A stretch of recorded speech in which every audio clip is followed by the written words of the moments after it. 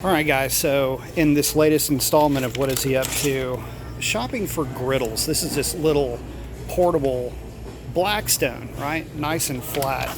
Check this thing out. You're gonna love this.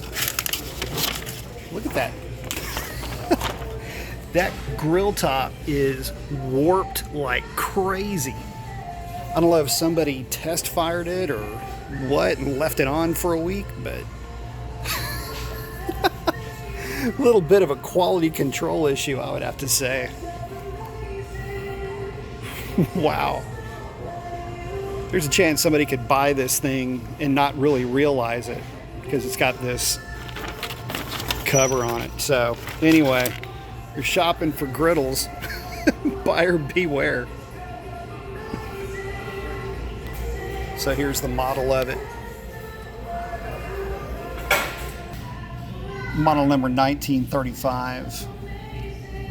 Little 22-inch. Would actually be pretty cool if that griddle top wasn't warped.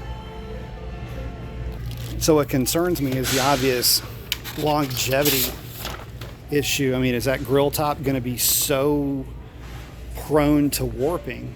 And how thick is it? Is it thick enough? It actually feels kind of thin, so I don't know if that's a casting issue or if that's an actual somebody fired it and it had an issue. You can see some discoloration right here, so I don't know what's up with that.